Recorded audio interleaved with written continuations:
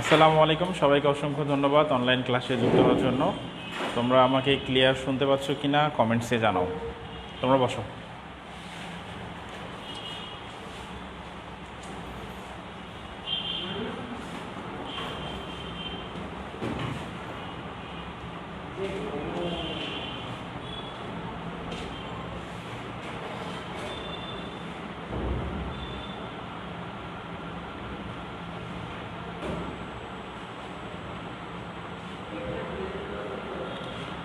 আচ্ছা, দেখো sound clear আছে?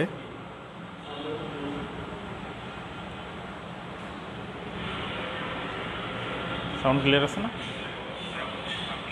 ঠিক আছে, দেখো দেখো আজকে আমরা সার্ভিংয়ে যে অধ্যায়টা করব, এর আগে আমরা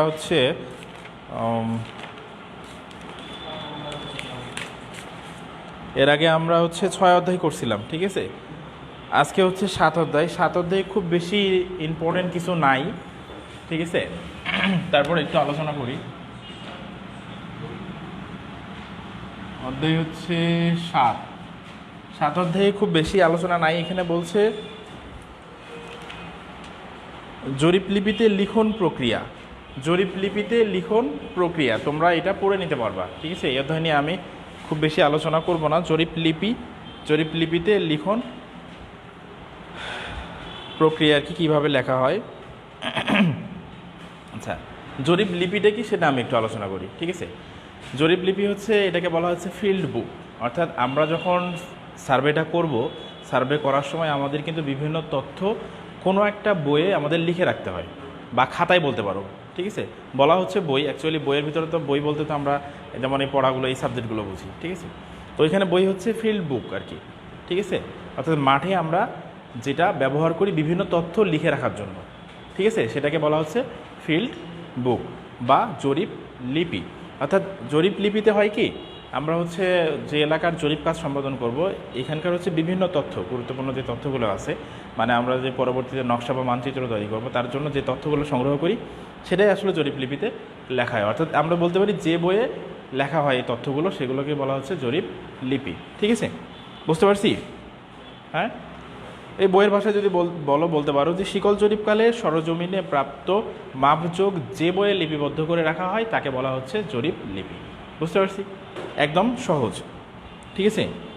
জরিপ লিপির নিচের দিক হতে উপরের দিকে লেখা হয় কেন? জরিপ লিপিতে নিচের দিক হতে উপরের দিকে লিখলে পরিমাপের অগ্রসরের সাথে অগ্রগামিতা প্রায়। আচ্ছা, জরিপ লিপিতে বলা হচ্ছে যে নিচের দিক থেকে উপরের দিকে। কেন নিচের দিক থেকে উপরের দিকে লেখা হয়?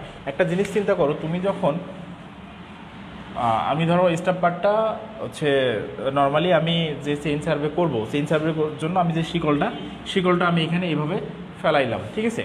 তো তুমি চিন্তা করো, তুমি যে শিকল রেখাটা এখানে ফেলাইছো, তার মানে তোমার অবস্থানটা কোথায়? এখানে, ঠিক আছে। তোমার অবস্থানটা কোথায়? এখানে।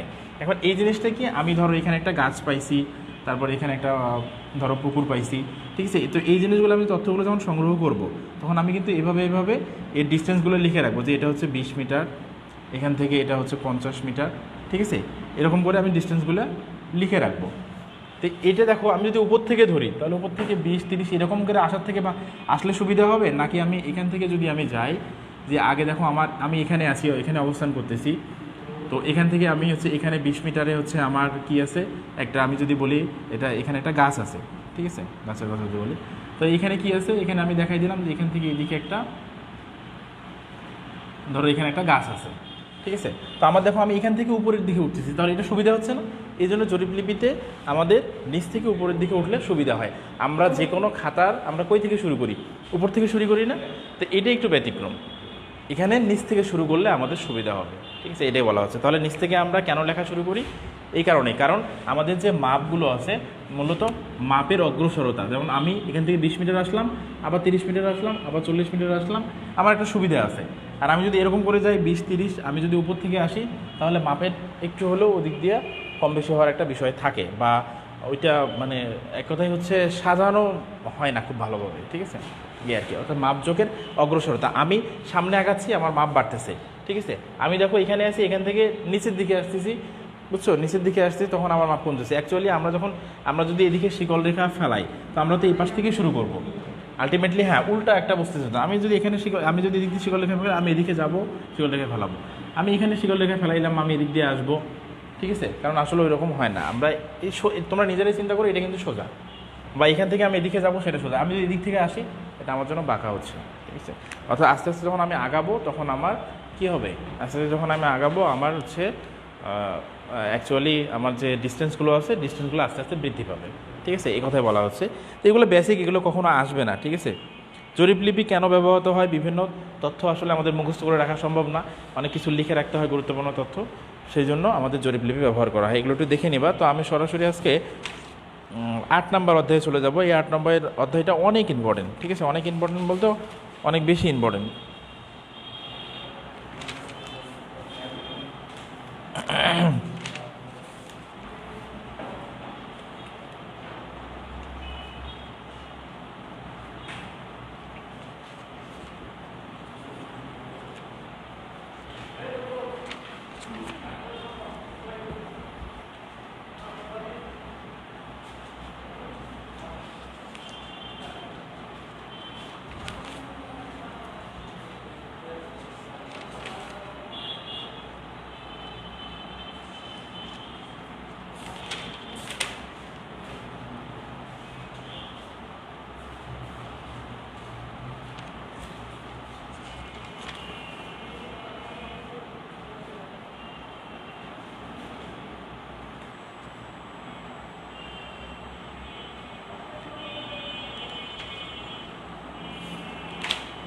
দেখো 8 নাম্বার অধ্যায় হচ্ছে 8।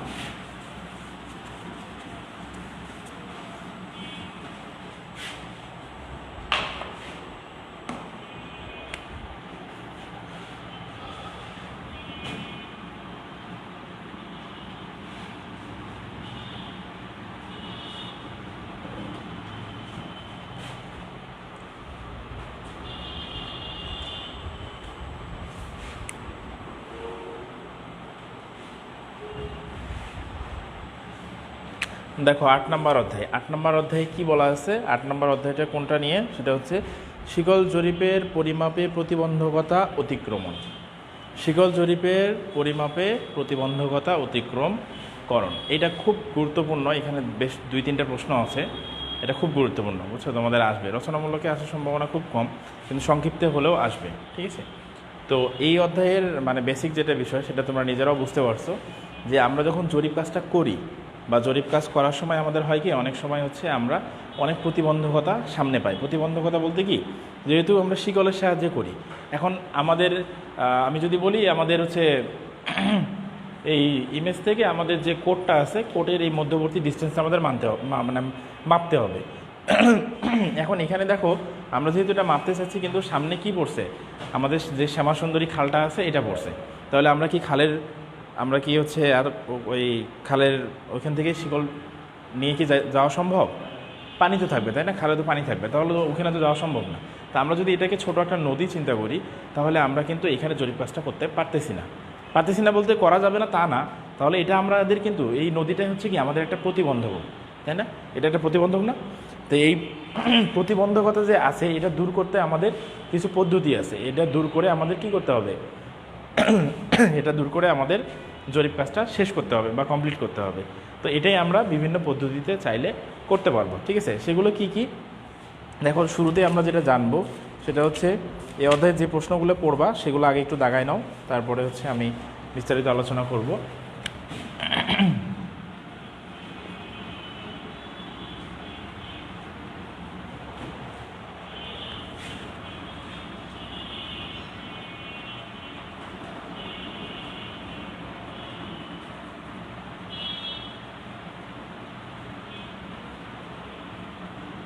দেখো অতি সংক্ষিপ্তর কথা যদি বলি, অতি সংক্ষিপ্ত হচ্ছে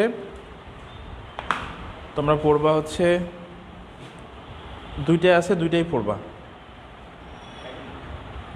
দুইটাই পড়বা। আর সংক্ষিপ্ত হচ্ছে 2-3, অতি সংক্ষিপ্ত হচ্ছে 1-2, সংক্ষিপ্ত হচ্ছে 2-3।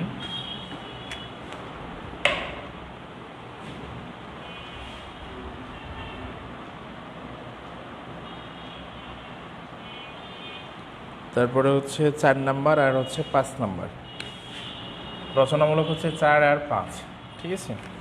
তার মধ্যে হচ্ছে 4 নাম্বারটা অলরেডি আমাদের হচ্ছে সংক্ষিপ্ত 2 বা 3 পড়লে আমাদের হয়ে যাবে, আমি এটা নিয়ে আলোচনা করব পরে, ঠিক আছে।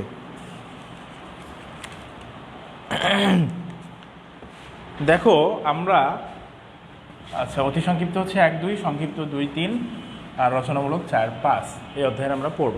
তো এখানে দেখো আমরা যখন জরিপ যখন আমরা করতে যাই তখন 3 ধরনের বাধা আসে বা 3 ধরনের প্রতিবন্ধকতা আসে। কি কি?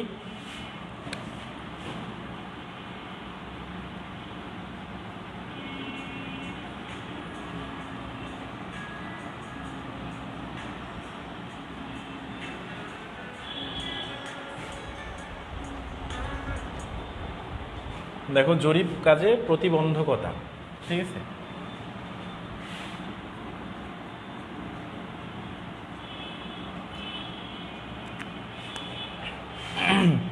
তাহলে কয় ধরনের প্রতিবন্ধকতা আসে দেখো, বা বাধা বিপত্তি, এক কথায় বাধা বিপত্তি বলতে পারে বা প্রতিবন্ধকতা বলতে পারে। 1 নাম্বার হচ্ছে বলা হচ্ছে মাপন বাধা মুক্ত দর্শন বাধাগ্রস্ত। মাপন বাধা মুক্ত দর্শন বাধাগ্রস্ত। মাপন বাধা মুক্ত দর্শন বাধাগ্রস্ত, ঠিক আছে। তারপর আমি এগুলো বিস্তারিত বর্ণনা বলবো, সমস্যা নাই। তারপর তারপর হচ্ছে দর্শন বাধা মুক্ত মাপন বাধাগ্রস্ত।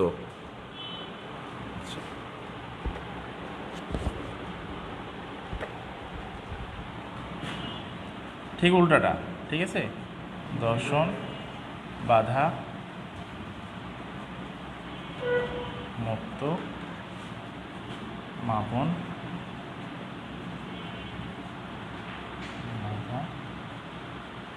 বাধাগ্রস্ত।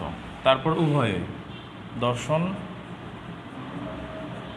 ও হ্যাঁ একটা মনে রাখলে 3টে হবে। তারপরে হচ্ছে মাপন ও দর্শন উভয়ে বাধাগ্রস্ত।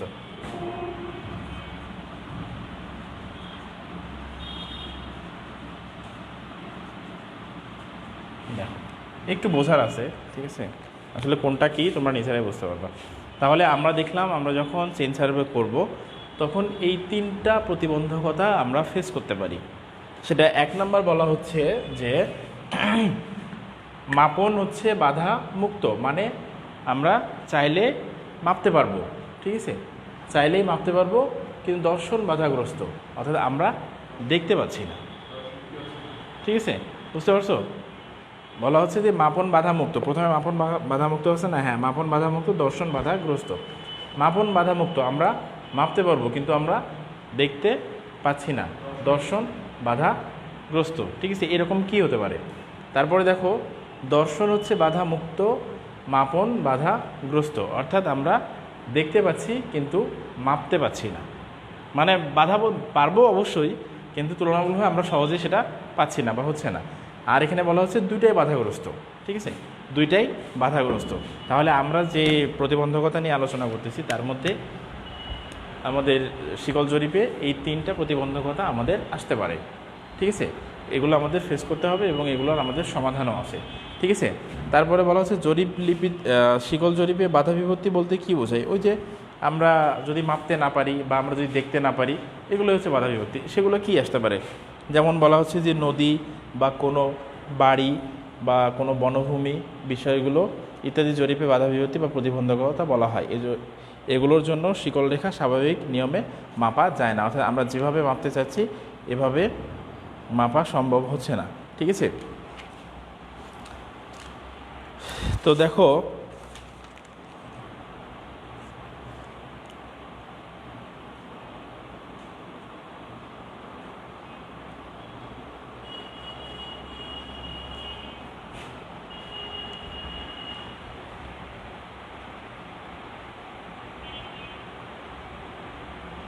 দেখো এই যে এখানে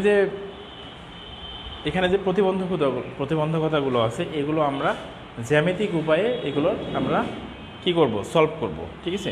তো এই জ্যামিতিক উপায়ে সলভ করার জন্য আমাদের এখানে বেশ কয়েকটা প্রশ্ন আছে, যেমন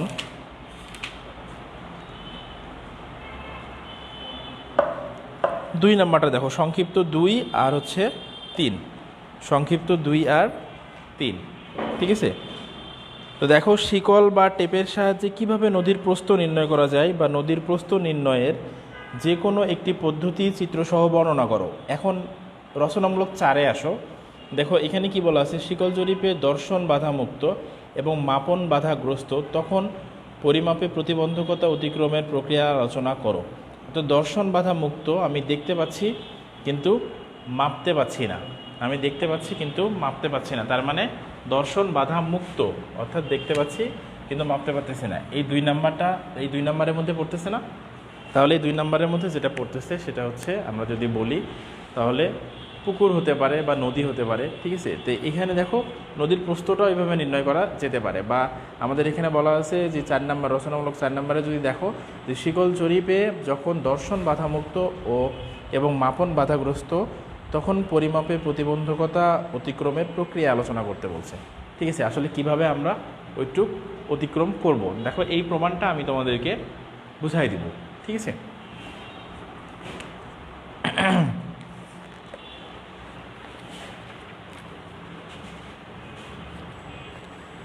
এটা কিন্তু একসাথে 2টা হয়ে যাচ্ছে, একটা হচ্ছে নদীর প্রস্থ নির্ণয়, আরেকটা হচ্ছে আমরা দেখতেছি অর্থাৎ দর্শন বাধা মুক্ত কিন্তু মাপতে পারতেছি না, সেটাও সলিউশন হয়ে যাবে, ঠিক আছে। দেখো কিভাবে হবে, বলা হচ্ছে কি যে সামনে একটা নদী পড়ছে, ঠিক আছে। আচ্ছা আমি এটা হচ্ছে মিশাই দিই, ঠিক আছে, পরে এগুলো নিয়ে আলোচনা করব। আচ্ছা এগুলোর একটা করে উদাহরণ দিলে মনে হয় ভালো হইতো, তাই না? আচ্ছা দিব, এখন সমস্যা নেই। তাহলে তো 2 নম্বরের উদাহরণ তো আমরা বুঝছি যে আমরা দেখতে পাচ্ছি, যেমন নদী বা পুকুর, ঠিক আছে, আমরা দেখতে পাচ্ছি কিন্তু মাপতে পাচ্ছি না। আবার যদি আমি বলি যে কোনো ভবন, মানে কোনো বিল্ডিং বা কোনো ভবন যদি সামনে আসে, তাহলে সেটা কি আমরা দেখতেই পাচ্ছি না, ঠিক আছে, দেখতেই পাচ্ছি না। আবার মাপাও কি সম্ভব হবে?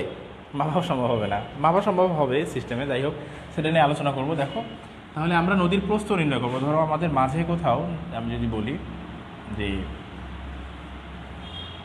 এখানে আমাদের নদী পড়ছে, এটা হচ্ছে নদীর প্রস্থ। নদীর প্রস্থ বলতে এই যে নদী দিক দিয়ে চলে গেছে, ঠিক আছে। তো আমি এখন কোথায় আছি,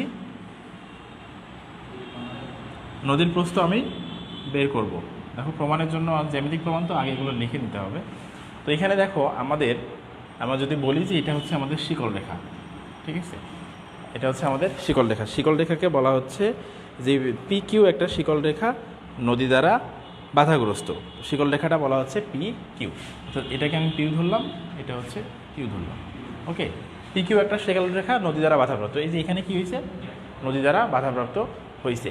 এখন PQ এর যার একটা পারে A বিন্দু, অপর পারে B বিন্দু। ধরো এখানে একটা হচ্ছে A বিন্দু সিলেক্ট করছে আর এখানে একটা B বিন্দু সিলেক্ট করছে, ঠিক আছে। তাহলে এক পারে A বিন্দু, অপর পারে B বিন্দু, ক্লিয়ার। তারপরে দেখো, এবং এই বিন্দুগুলোতে রেঞ্জিং রড পুঁতে নিছে, যেন আমরা এগুলো দেখতে পারি। এখানে একটা ফ্ল্যাগ অর্থাৎ রেঞ্জিং রড পোতা আছে।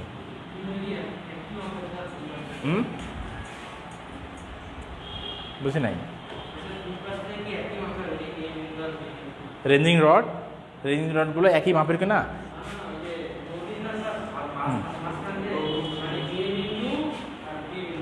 মানে দেখো মাঝে এটা হচ্ছে নদীর প্রস্থ, ঠিক আছে।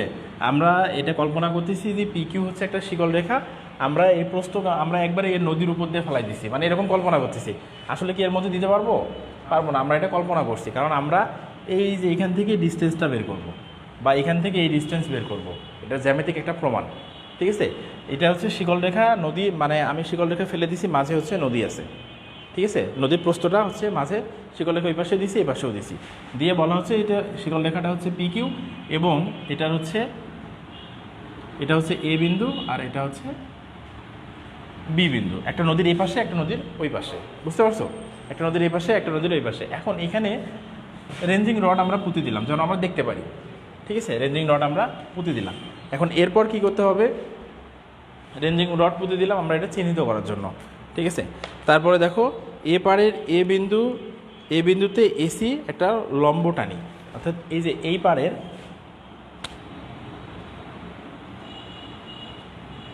এই যে এখানে দেখো, আমি যদি এটা এ ধরি, তাহলে এই এ বিন্দুর এই পার্টটাতে আমি এসি একটা লম্ব টানবো। ধরো এইখান থেকে আমি এটা দিতে পারি, মানে এটার উপর এই জিনিসটা আমি লম্ব টানলাম, এটাকে সি দ্বারা প্রকাশ করলাম। কঠিন না কিন্তু, তোমাদের কাছে হয়তো একটু কঠিন মনে হচ্ছে, আসলে কঠিন না। ঠিক আছে, বুঝতে পারছি? তাহলে এখানে কি করলাম, এ পার্ট থেকে এই যে এইখানে একটা এসি লম্ব টানলাম। আমি এটা আগে দিয়ে নিছি, এই জন্য তোমাদের একটু বুঝতে সমস্যা হচ্ছে। যেভাবে বলবে সেভাবে আঁকবা। ঠিক আছে, এ বিন্দুতে হচ্ছে এসি একটা লম্ব টানি এবং ডি বিন্দুতে সমদ্বিখণ্ডিত করি। এখন বলা হচ্ছে যে এইটা একটা বিন্দু, এই যে এসি একটা লম্ব টানছি, এই লম্বর মাঝখানে ডি বিন্দুতে, এই বিন্দুটাকে বলা হচ্ছে ডি বিন্দুতে সমদ্বিখণ্ডিত করি। কি করি? সমদ্বিখণ্ডিত করি, একদম সমানভাবে। ঠিক আছে, দেখো মাঝে আমি কাটছি। ঠিক আছে, সমদ্বিখণ্ডিত করি। সি এ রেখার ওপর ইসি লম্ব টানি। এখন সি এ রেখার ওপর, অর্থাৎ এই যে এ সি বা সি এ রেখার ওপর সি আর হচ্ছে ই লম্ব আঁকি, অর্থাৎ সি আর ই লম্ব ধরো এই যে। ঠিক আছে, বুঝছো? এটা আঁকলাম। আঁকার পরে এখন এটা সি এ লম্ব আঁকি, লম্ব টানি। এখন ই ডি বি একই সরলরেখায় থাকে। ডি বিন্দুতে এটা সমদ্বিখণ্ডিত করার পর সি এ রেখার ওপর ইসি, সি এ রেখার ওপর ইসি একটা লম্ব টানি, যা এটা বলা হচ্ছে যে ই ডি বি। অর্থাৎ দেখো ই ডি আর হচ্ছে বি, মানে এমনভাবে আঁকতে হবে যেন এরা একই সরলরেখায় থাকে। একই সরলরেখায় থাকে বলতে, ধরো আমি এখানে যদি দেই, এখানে দেয়া একটু ডিফিকাল্ট, আরেকটু বড় করলে সুবিধা হবে, বুঝছো? আরেকটু বড় করি, দেখো।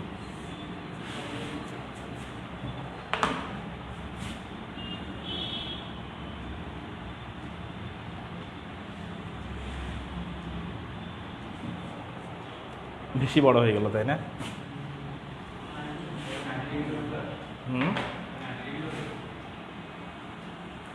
না, দেখো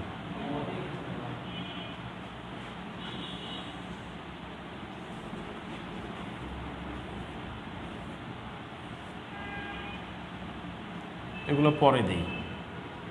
ঠিক আছে,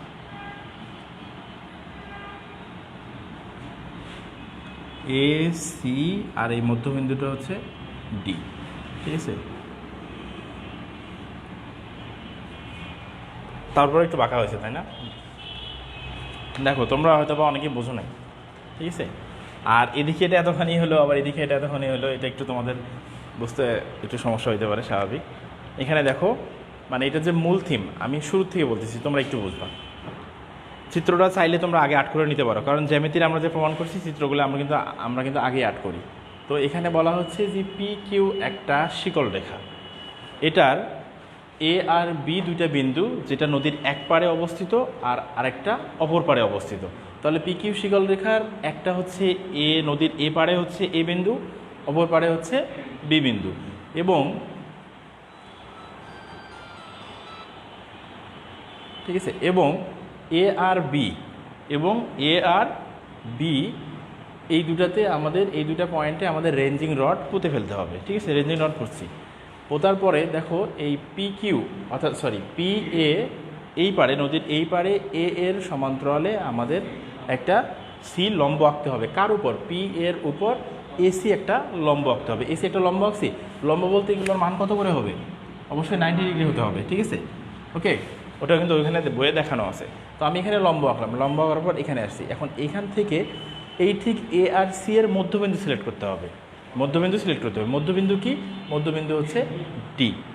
এখন এই এ আর সি, এখান থেকে মধ্যবিন্দু ডি সিলেক্ট করছি। সিলেক্ট করার পরে দেখো এইখান থেকে যদি বলি সি এর উপর সি এ রেখার ওপর সিই একটা লম্ব আঁকতে হবে। ঠিক আছে,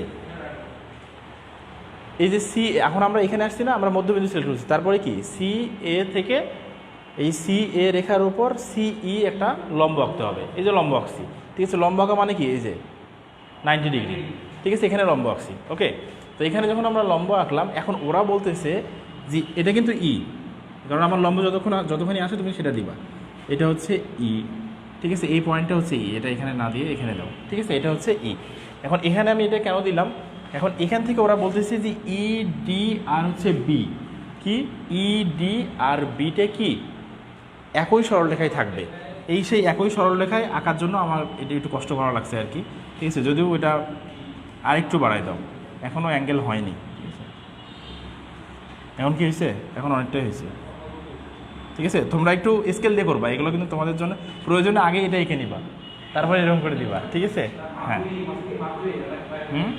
না দেখো এদিকে যতখানি হয়েছে না, এদিকেও কিন্তু এতখানি। শোনো আমি বলি, আমার চিত্রটা আমি আগে অ্যাড করছি আর এদিকে নিয়েছিলাম, তো আমি এটা এদিকে বর্ধিত করছি। অ্যাকচুয়ালি এদিকে তোমার যতখানি হবে এদিকেও ততখানি হবে। বই দেখো চিত্র মোটামুটি হচ্ছে তোমার তুলনামূলকভাবে আমি যদি বলি যে এখান থেকে এই ডিস্টেন্স আর এই ডিস্টেন্স সমান হবে, মূলত ভ্যালু হচ্ছে কোনটা, আমি যদি বলি দেখো এইটা হচ্ছে মেইন জিনিস, ঠিক আছে। তো দেখো এটা হচ্ছে ই।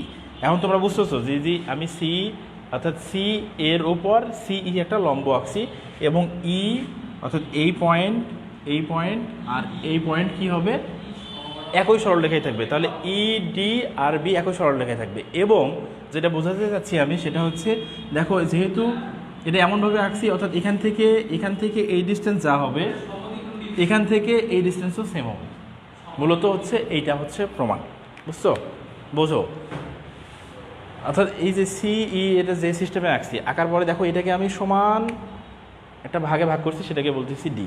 তো এখান থেকে এই ডিস্টেন্স যতখানি হবে, দেখো এখান থেকে এই ডিস্টেন্সও ততখানি হবে। অ্যাকচুয়ালি আমি যে আঁকছি, দেখো আমি কিন্তু ওদিকে অত লক্ষ্য করি নাই, কিন্তু দেখো অটোমেটিক এটা আর এটা সমান মনে হচ্ছে না? এখান থেকে এই ডিস্টেন্স আর এই ডিস্টেন্স সমান হবে।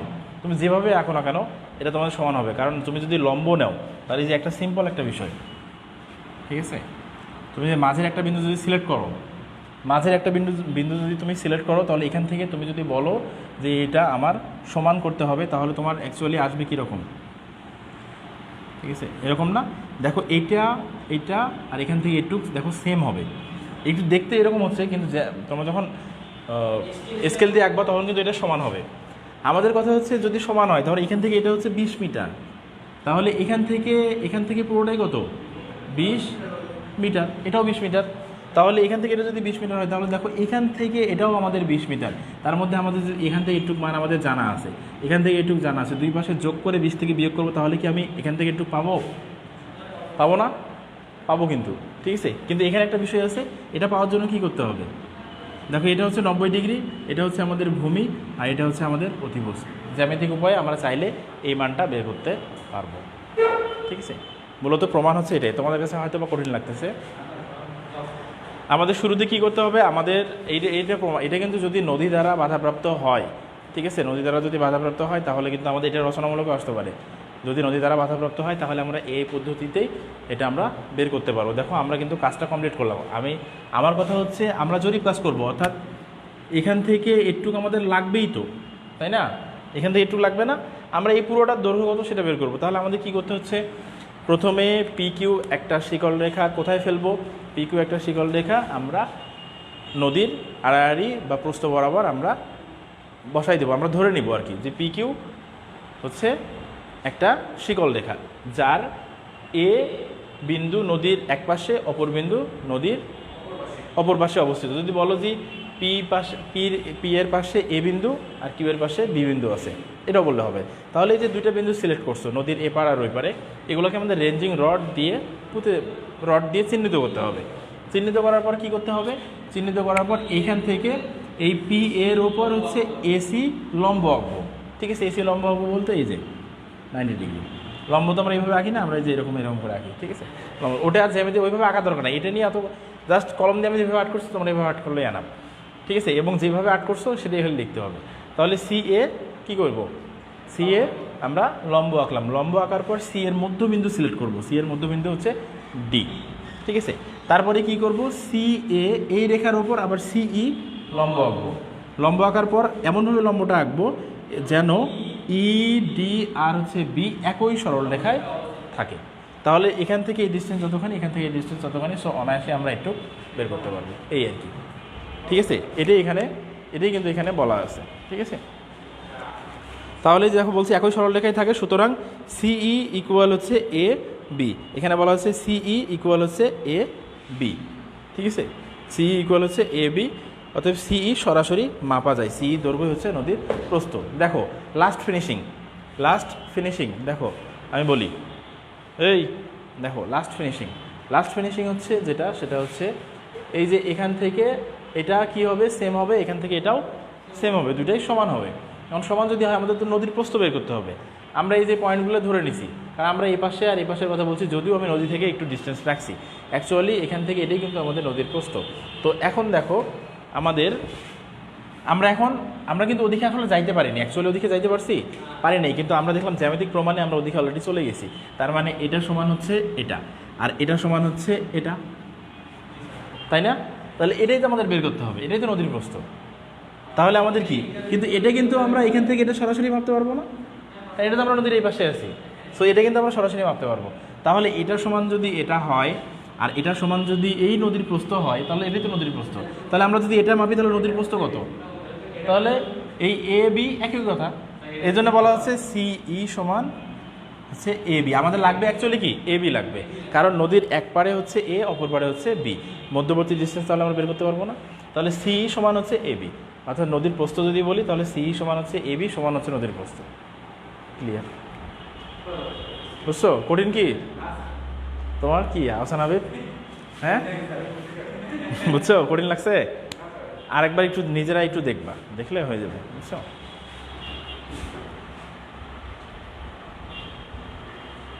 ঠিক আছে, এই প্রমাণটা অবশ্যই করবা, কিন্তু কঠিন কিন্তু না। তার মানে আমাদের এটাই হচ্ছে নদীর প্রস্থ, ঠিক আছে? কারণ আমরা তো ওদিকে যাইতে পারবো না, কিন্তু আমরা এটা সরাসরি মাপতে পারবো, ঠিক আছে? কারণ জ্যামিতিকভাবে যখন প্রমাণ করবো তখন এটা অবশ্যই সমান হবে। এটা সমান মানে কি, ত্রিভুজটাও সমান, এটা সমান, এই যে তখন এটাও সমান হবে, ঠিক আছে? যেভাবে এখন না কেন। তারপরে দেখো বলছে শিকল রেখা নদী দিয়ে বাধা প্রাপ্ত হলে কিভাবে অতিক্রম করবে, ওটা একটা পদ্ধতি। এই যে দেখো, এই যে এখানে 2 নাম্বার, এই যে ওরা কিন্তু নোট করে বলে দিছে যে 2 নং প্রশ্নের উত্তর প্রদত্ত প্রক্রিয়াও নদীর প্রস্থ নির্ণয় বা নদী অতিক্রম করা যাবে। সো এটা যদি তোমরা মুখস্থ নাও করো, এটা দিয়েই হবে, বুঝতে পারছো? একই জিনিসই, ঠিক আছে? এটা আবার আলাদা করছে একটু, তোমরা নিজেরা দেখলেই পাবা, তোমরা নিজেরা দেখলেই বের করতে পারবা, ঠিক আছে? 3 নাম্বারটা পারবা কি? কিছুই না, এগুলো কিছুই না, জ্যামিতিক প্রমাণ, বুঝছো? আচ্ছা আমি দেখাই দিচ্ছি। জ্যামিতিক প্রমাণ এগুলো, বুঝছো? আর কিছু না। হ্যাঁ, সম্পাদ্য বললে ভুল হবে, সম্পাদ্য বলতে পারো, সমস্যা নেই, ঠিক আছে? দেখো তোমরা আগে এঁকে নিবা, বুঝছো? এঁকে নিলে তোমাদের সুবিধা হবে, পরে আমরা ওটাই মুখস্থ রেখে প্রমাণ করব।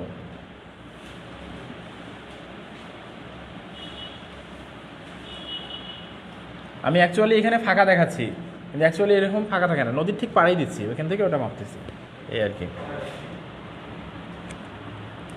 আচ্ছা ধরো কোণের মানটা আগে না দেই, ধরো এরকম চিত্র তোমাদের আগে এঁকে নিতে হবে। তাহলে এখানে বলতেছি কি, দেখো যদি নদীর দ্বারা বাধাপ্রাপ্ত হয় তাহলে আমরা কীভাবে অতিক্রম করব। পি কিউ হচ্ছে শিকল রেখা, একই কথায় আগের অঙ্কের মতোই, আগেরটার মতোই, প্রমাণের মতোই। পি কিউ হচ্ছে শিকল রেখা, অপর পারে বি বিন্দু চিহ্নিত করি, ঠিক আছে? এ আর বি, এখানে ভুল করছে, এ বি চিহ্নিত করি, এটা হচ্ছে এ, এটা হচ্ছে বি, এ বি চিহ্নিত করি, এটা বলতে হবে, শুধু ওরা বি বলছে, মানে এক পারে এ আর পারে বি, এটা হবে আর কি। তো এ পারে পি এ রেখার ওপর এসি লম্বটা নিই, আগের মতো এ সি লম্বটা নিই। এবার বিসি রেখার ওপর সিডি লম্বটা নিই, বিসি রেখার ওপর সিডি লম্বটা নিই, ডিটি এগুলো তুলে দিছে, এটা লিখছে, এটা কিন্তু আগের প্রমাণটাই করতেছে।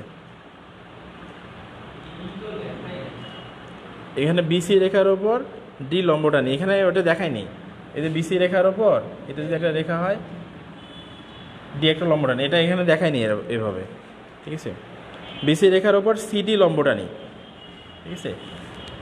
এখানে নর্মালি অবশ্যই এটা এইভাবে হবে না, আর ফোন কাটলেও ফোন যাবে, কী সমস্যা? বিসি রেখার ওপর সিডি লম্বটা নিই, আচ্ছা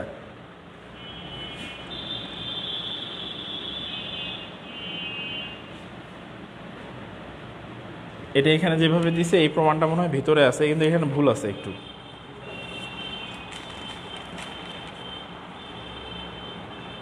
এই যে এটা দেখো,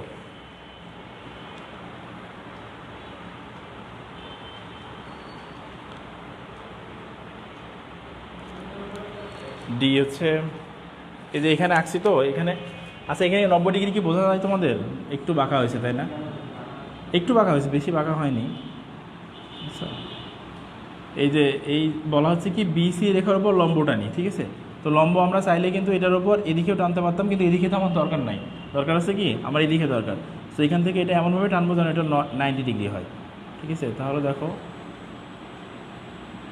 আচ্ছা অ্যাকুরেট যে মান হইতে হবে তা না, এটা হচ্ছে 90 ডিগ্রি, এটাকে বলা হচ্ছে সেই ডি। তাহলে বিসি রেখার ওপর সিডি কি টানি? লম্ব টানি, বুঝতে পারছো?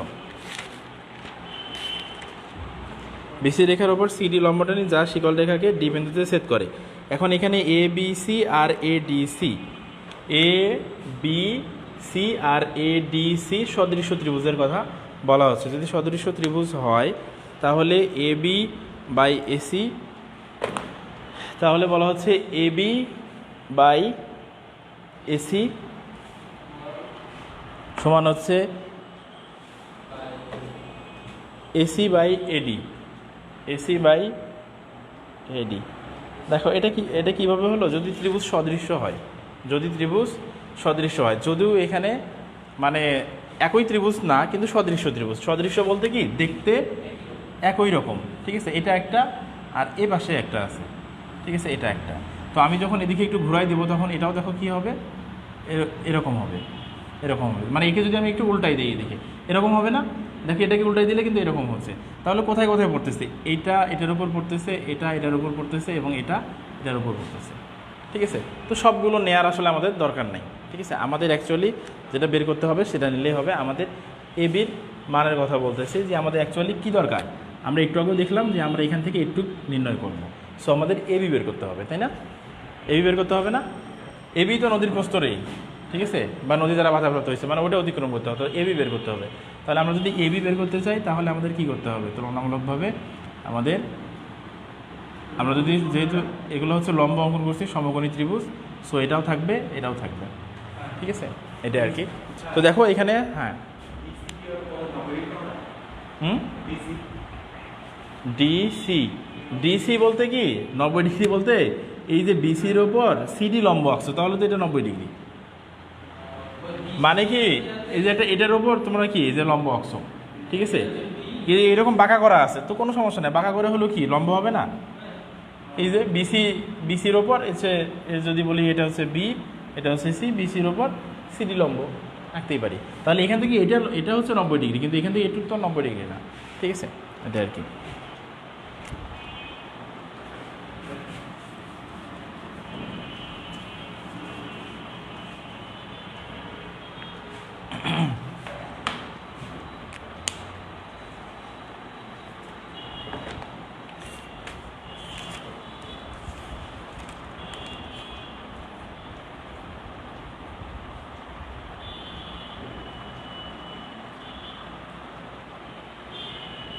আচ্ছা এখন দেখো, এখন আমরা কি ওই যে আচ্ছা আমি যে দুটো ত্রিভুজ নিচ্ছি এদিকে একটু দেখো, আমি যে দুটো ত্রিভুজ নিচ্ছি এখন সদৃশ্য ত্রিভুজ বলতেছি।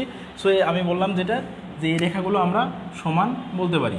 তাহলে এই ত্রিভুজের ধরো এটা নাই, তাহলে এই ত্রিভুজের হচ্ছে এ বি বাই এসি, এই ত্রিভুজের হচ্ছে এ বি বাই এসি, এটা তো বলতে পারি, এটা বললাম।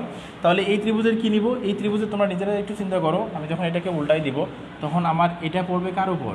এর উপর পড়বে, ঠিক আছে? আর এটা কার উপর পড়বে? এটা যদি আমি নর্মালি বলি এর উপর পড়বে, ঠিক আছে? বুঝতেছো কি? না বোঝার কিছু নাই, এখানে তোমরা বইয়ে নিজেরাও দেখতে পারো, ঠিক আছে?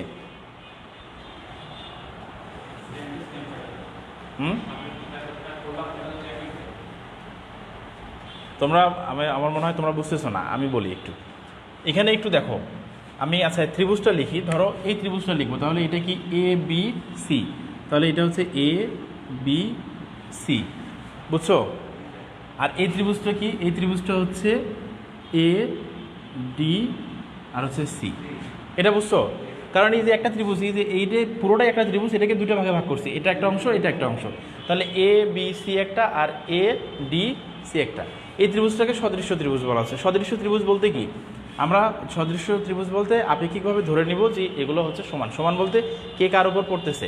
তাহলে দেখো আমি যখন এটার কথা যদি বলি, দেখো এটা আমার এই ত্রিভুজ যখন আমি নিব, ধরো আমি এটা নিলাম, কারণ আমাদের এই জিনিসটা প্রমাণ করতে হবে, আমি এই জন্য এ বি নিচ্ছি। তোমরা বলতে পারো স্যার বিসি কেন নিলেন না? বিসির আমার দরকার নাই, আমাদের এটা লাগবে। তাহলে এ বি আর এসি, তাহলে এই ত্রিভুজের যদি এ বি আর এসি নেই, তাহলে এখানে কি হচ্ছে, এইটা দেখো এইটা আর এটা সমান না, বোঝো একটু। এই ত্রিভুজের কি, তাহলে এই ত্রিভুজের আমি এই ত্রিভুজের যদি এটা নেই আর যদি এটা নেই, এই ত্রিভুজের যদি এটা নেই আর এটা নেই, তাহলে এই ত্রিভুজের কী নিব, এই ত্রিভুজের এটা আর এটা নিব। তাহলে এটা কি হচ্ছে, আমরা যদি বলি নর্মালি এডি বাই হচ্ছে এসি, সেটাই এখানে আছে বইয়ে, বুঝছো? AC by AD, AC by হচ্ছে এডি, এটা নিছি এটা। ও আচ্ছা, ত্রিভুজটা তো উল্টে যাবে, ত্রিভুজটা এখানে নিয়ে আসলে উল্টে যাবে, বুঝছো?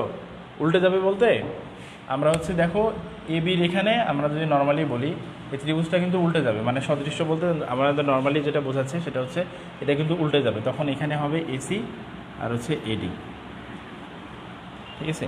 এসি আর এডি।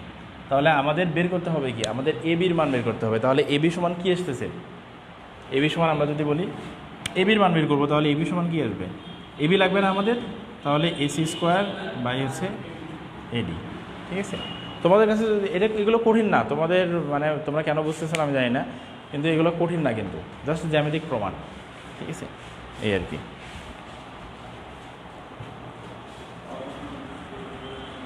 এইটাই, তার বলে এবি পাইছি না, তাহলে এবি সমান কি, এসি স্কোয়ার ডিভাইডেড হচ্ছে A D, AC square divided হচ্ছে এ ডি। তাহলে এবি সমান হচ্ছে কি, এই যে এ সি স্কোয়ার ভাগ হচ্ছে A D, A D calculation করে যেটা পাবো সেটাই আর কি, বুঝছো? তোমরা এই প্রমাণগুলো একটু দেখবা, এগুলো কিন্তু অনেক ইম্পর্টেন্ট, ঠিক আছে?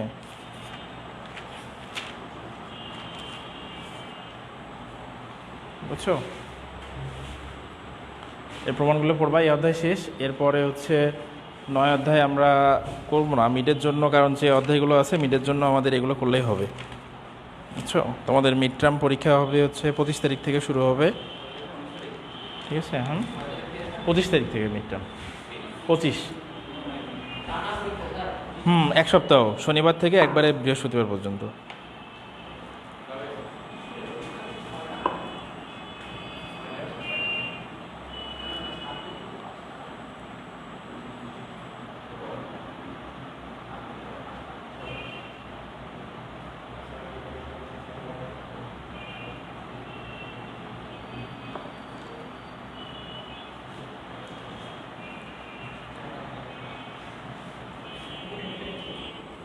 তোমরা এই প্রমাণগুলো পড়বা কিন্তু, ঠিক আছে?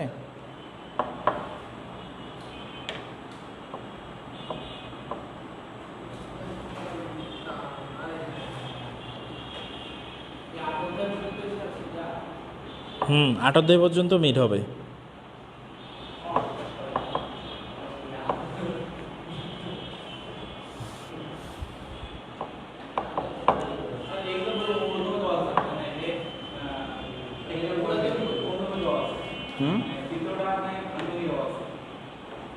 চিত্র না, চিত্র অনেকগুলো, ভিতরে দেখো অনেক চিত্র আছে, নিয়ে এসো দেখি। তুমি ফিরো অন্য বই নিছো কেন, হকের বই নাও নাই? মাথা করার কিছু না, এই যে এটার কথা বলতেছো নাকি, এই যে এটা এগুলো একই, পড়লে এগুলো পড়তে হবে, কঠিন না। তুমি হচ্ছে এগুলো পড়বা একটু, চিত্র থাক, সমস্যা নেই। নদী এই পাশে এরকম করে দেখাইছে, আর আমাদেরগুলো এরকম দেখাইছিল, সমস্যা নেই। তুমি যখন পড়বা, তুমি পড়লে যদি কঠিন মনে হয় এখান থেকে নেওয়ার দরকার নেই, এখান থেকে একটু লিখে নেবা, ঠিক আছে? হ্যাঁ, ওই জন্য তুমি বুঝছি, তুমি হচ্ছে এখান থেকে বিশেষ করে এই প্রশ্নটা এখান থেকে পড়বা, লিখে নিবা, ঠিক আছে?